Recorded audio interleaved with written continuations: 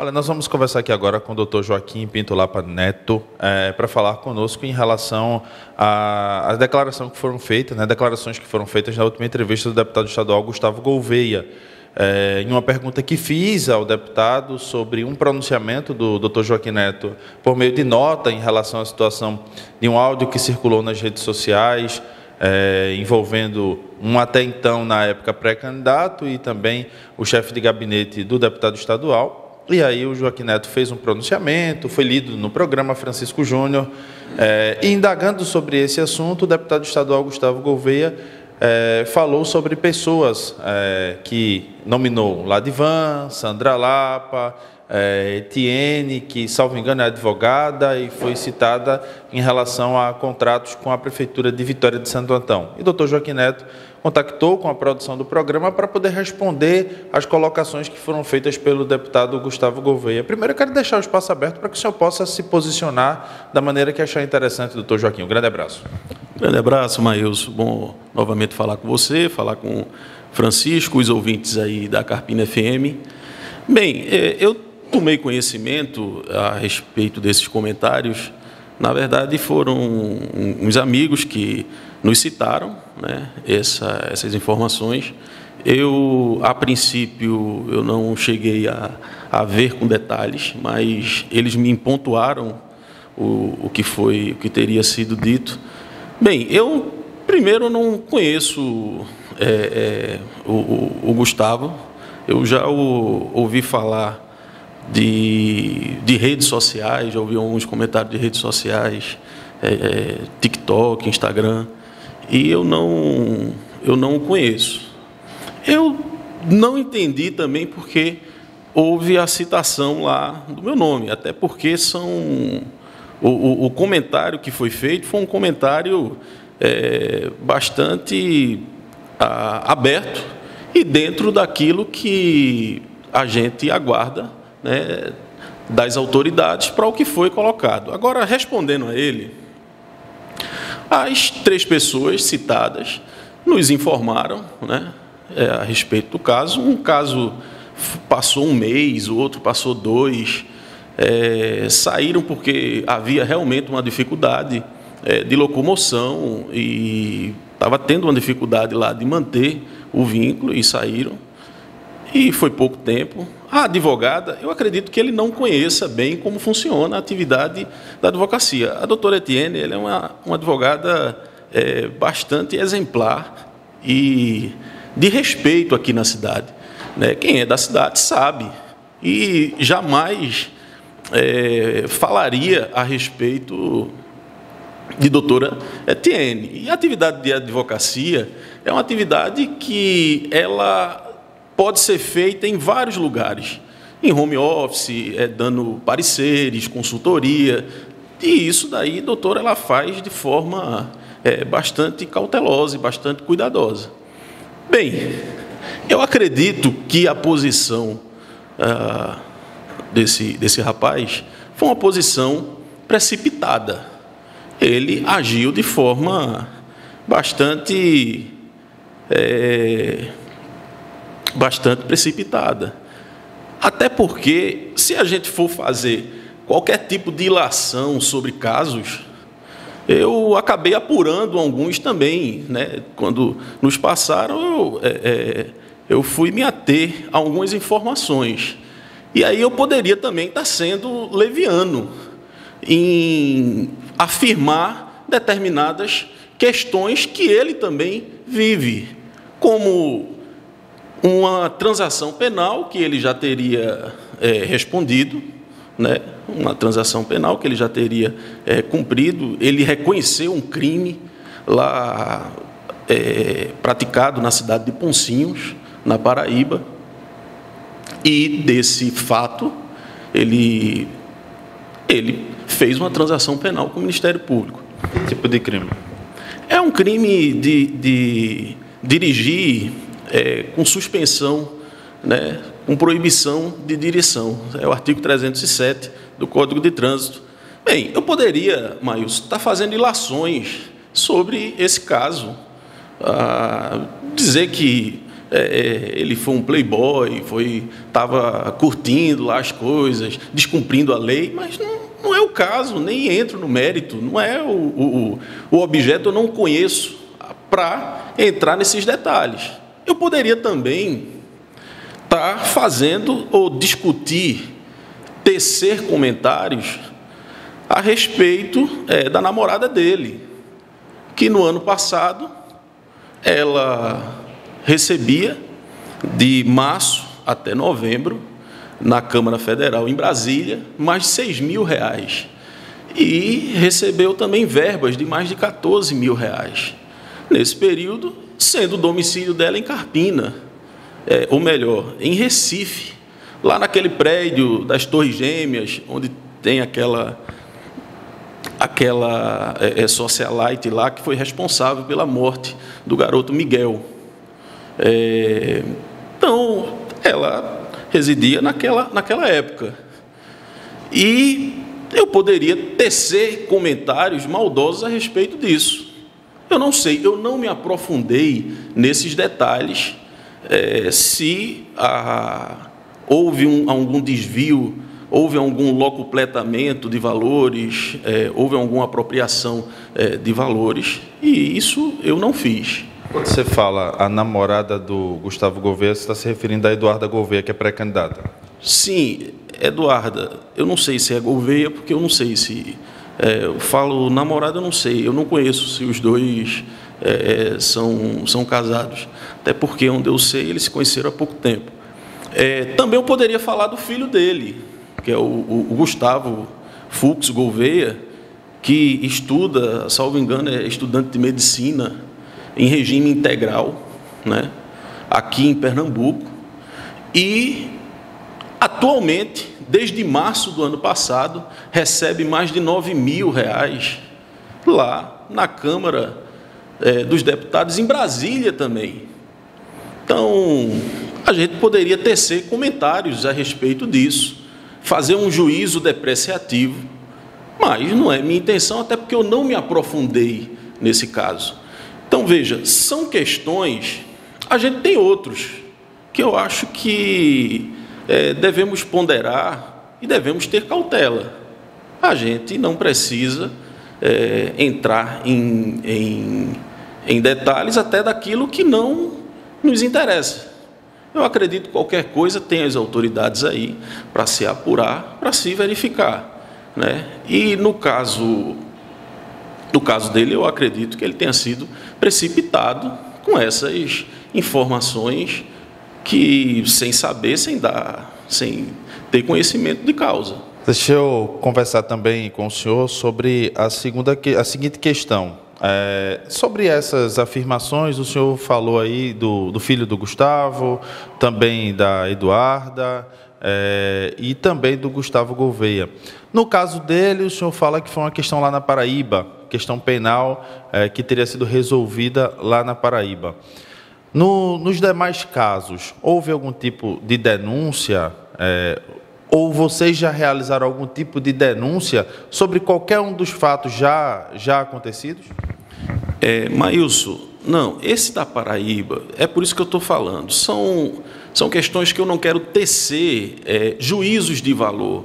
Foi algo que foi resolvido, ele confessou lá o fato, ele confessou o crime também, tem a confissão dele e tem a transação penal, está resolvido. Eu não vejo por que fazer um juízo depreciativo, mocidade, o que é que levou ele, isso não me interessa, nem é o caso aqui. A questão desses outros fatos é aquilo que eu estou lhe falando. São casos que familiares dele estariam recebendo, né? Um dos filhos ainda recebe, o filho ainda recebe, a namorada ela não recebe mais, a companheira dele ela não recebe mais. Ela foi do período de março até novembro. Então, veja, eu não denunciei porque não me interessa. Agora, sim, a gente é claro que pode se aprofundar nesses detalhes para verificar se há algum indício aí de crime, alguma coisa. O que eu estou querendo dizer é que não podemos ser levianos a ponto de levantar questionamentos. Agora, é claro que pode as pessoas, eu não sei, talvez o Ministério Público ele pode se interessar e ver, poxa, realmente tem algo estranho, né? Alguém aqui de forma integral, estudando numa faculdade, como é que ela vai prestar os serviços de assessoria parlamentar em Brasília? Então, se está aqui... Veja, quem está falando isso, quem indiciou isso, não fui eu que comecei isso. Isso aqui foi Ricardo Antunes, ele chegou a apontar esses 2 casos. Mas também, agora tem um outro caso, esse daí ele responde uma cautelar, o Gustavo, ele responde uma cautelar de quebra de sigilo com a classe de improbidade administrativa, lá na 3ª Vara do Recife, desde 2020. Por indícios, segundo o GAECO, que é o grupo de análises estáticas, né, que tem de lavagem de dinheiro da polícia, é um grupo especial, e ele fez uma apuração e havia indícios de rachadinha, indícios de um possível enriquecimento ilícito, né, que correu na Assembleia no primeiro mandato lá desse deputado. Então, em 2018, ele foi a eleição, e daí em 2019 ele teria contratado a pessoa de Juliana, de nome Juliana, que é a esposa do vereador Luiz, né, lá de Ferreiros.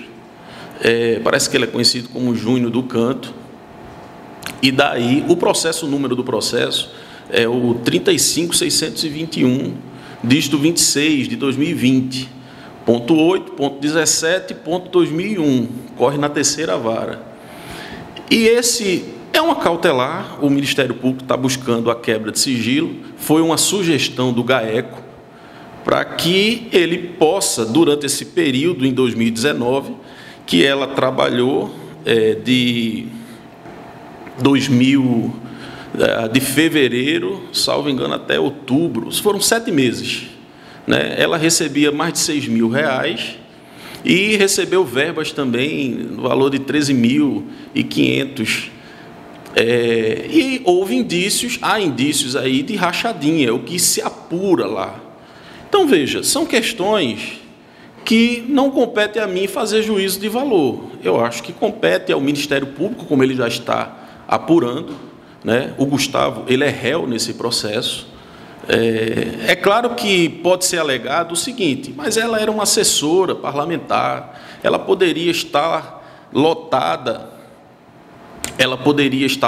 lá no meu gabinete, mas está trabalhando fora, porque o assessor parlamentar, ele tem de fato, essa atribuição. Não é regra. A regra é que o assessor, ele fique lotado lá no gabinete, mas ele pode sim fazer. Mas veja, para se fazer isso, e aí eu dou até a dica, né, de defesa aí, para se fazer isso tem que ter relatórios, tem que ter pareceres, esses levantamentos têm que estar subsidiados. Então o assessor, ele não pode simplesmente só ser assessor e não prestar contas daquilo que recebe. Trata-se de dinheiro público. Então, são questões que não compete a mim estar se discutindo. E eu não vou levantar. Eu posso, já que ele gosta de desafio, eu posso então desafiar. Que não me interessa o resultado desse desafio. E deve interessar a doutor Odi. Doutor Odi é o promotor lá do caso. Mas que ele abra o sigilo bancário dele, do ano de 2019, abra o sigilo bancário, é o que o doutor Odi pede.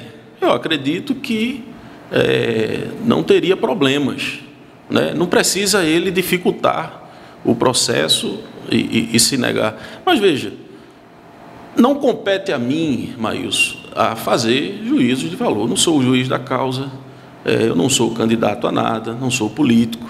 O que eu estou dizendo é que não podemos ser levianos, né? Não podemos ser levianos sobre aquilo que não conhecemos. Temos que ter cuidado, temos que ter cautela não pode ser um kamikaze, não pode ser alguém que não tem controle, alguém nervoso. Chegaram informações dizendo que ele estava nervoso, tal.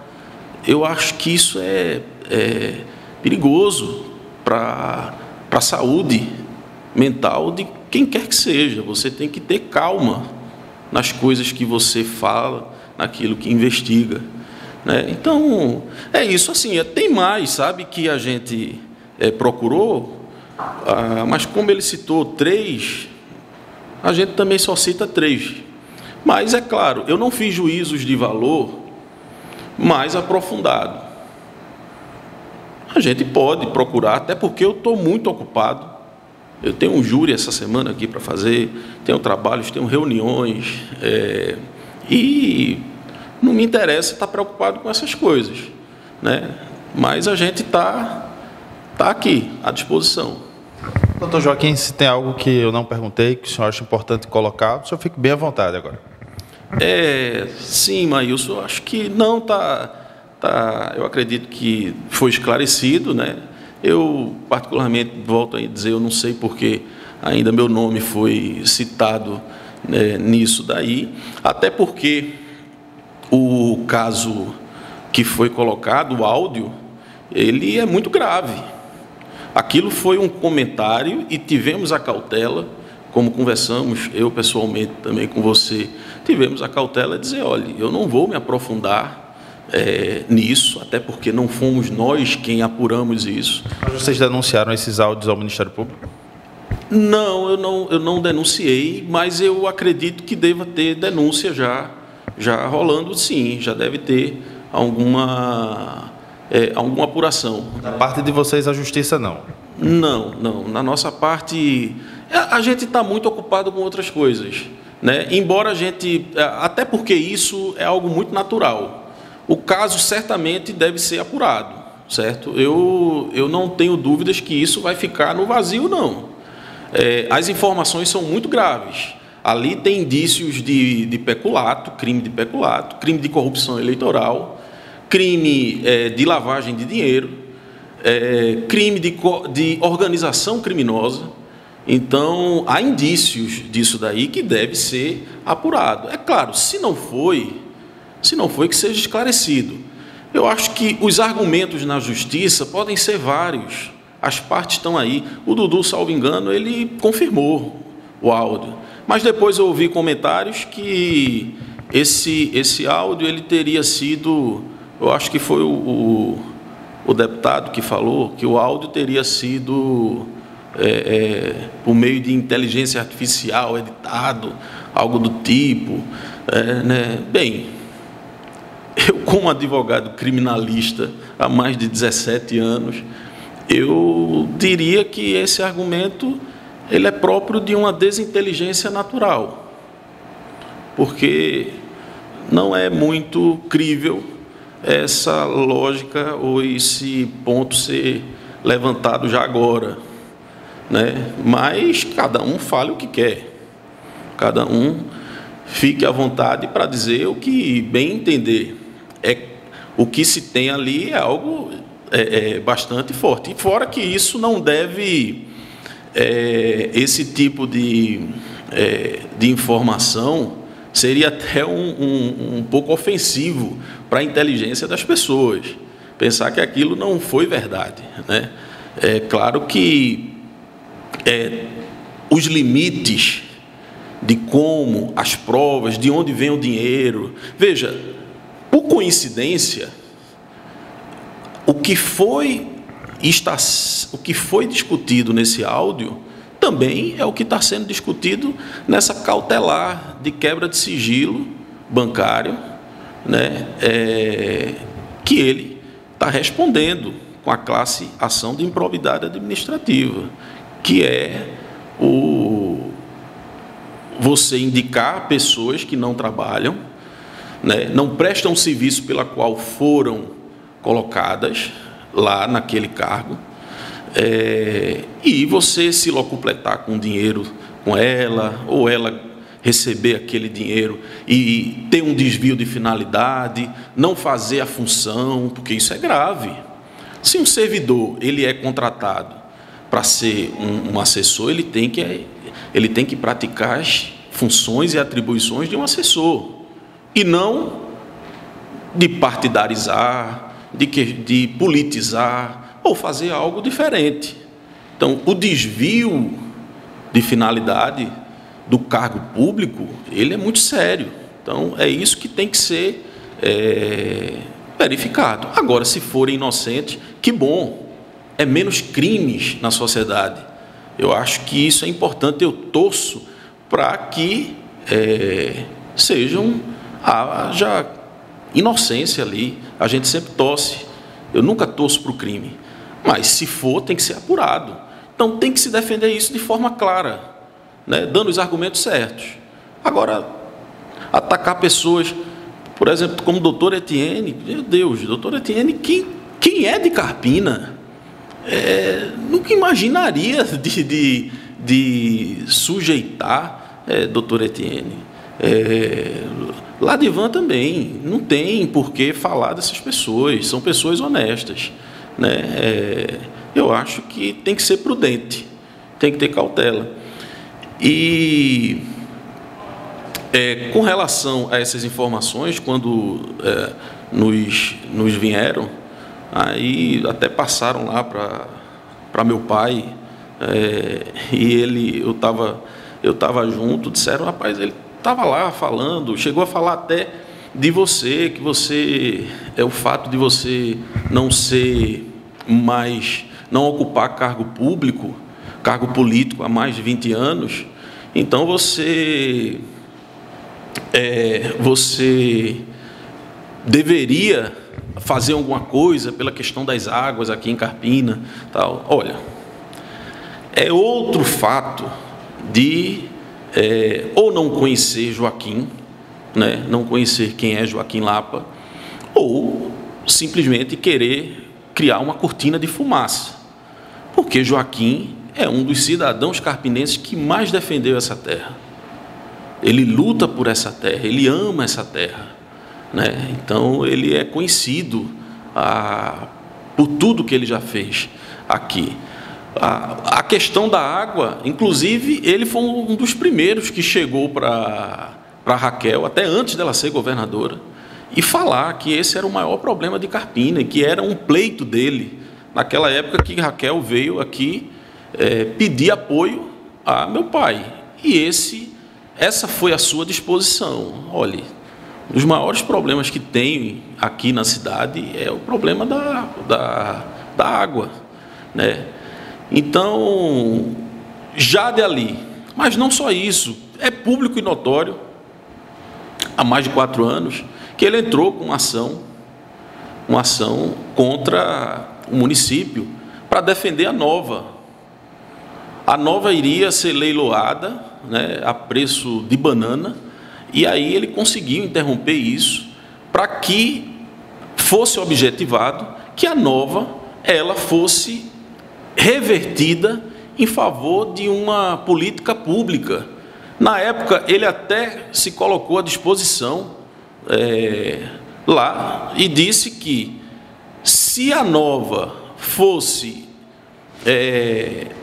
construído ali pela então gestão uma policlínica para as mulheres, isso já em 2020, ele até desistiria da ação. Então, está aí, a Nova está aí, é um prédio que, inclusive, hoje, pessoas desinteresseiros, interesseiros, aventureiros e forasteiros falam como um grande prédio, um patrimônio, que pode ser utilizado, sim, para a construção de uma clínica das mulheres. Que bom que as pessoas, em comum acordo, seja lá de que nichos ou de que lugares venham, concordam com isso. Isso é muito bom, eu acho louvável. Então, quando o meu pai ouviu esses comentários, ele até riu. Sim, ele até riu, ele não ligou, né, essas falas. Ele achou... Ele depois foi malhar. E sobre questões assim, olha, meu pai está muito tranquilo. Ele está ele está estudando, né? Eu acho que cada um deve tomar conta da sua casa, né? Eu não sei como é a casa lá dele, mas cada um deve tomar conta da sua casa, né? Então, a casa de meu pai está muito bem organizada. Ele está estudando bastante, ele lê, né, bastante, ele brinca, ele está malhando, ele está dormindo, ele dorme muito bem, viu? Ele dorme muito bem, acorda cedo também, né? Ele tem uma rotina, a saúde dele está tinindo, né? E ele está recebendo amigos de forma muito espontânea, de forma muito prazerosa. Ele não paga para receber amigos, ele é muito... vem tudo de forma muito orgânica. As pessoas amam ele quando chegam, aqueles que chegam realmente por amor, né? Então, o ambiente interno não é um ambiente de intriga, não é um ambiente de brigas, né? Não é um ambiente de suspeitas, né? De desconfianças. Então, ele está rodeado de amigos, ele está bem. Eu não sei dos outros, eu acho que falar qualquer coisa dele é porque não conhece, né? É um pessoal que, até onde a gente sabe, nem domiciliava aqui na cidade, né? Nada contra as pessoas que vêm de fora, até porque Carpina sempre precisa de pessoas, mas pessoas que investam na cidade, abram sua empresa aqui, deem empregos, né? Conheçam as pessoas de cada canto. É importante. Carpina é uma grande comunidade, é uma cidade linda, uma cidade belíssima para se viver. O meu escritório, a minha sede do meu escritório fica aqui nessa cidade. Eu abri uma empresa aqui nessa cidade. Então, minha atuação profissional já é conhecida há mais de 17 anos aqui nessa cidade. Eu acho que Carpina é muito bom, né? Claro que esse rapaz aí, ele chegou de última hora, pegou um domicílio aí nos últimos dias aí para uma possível candidatura.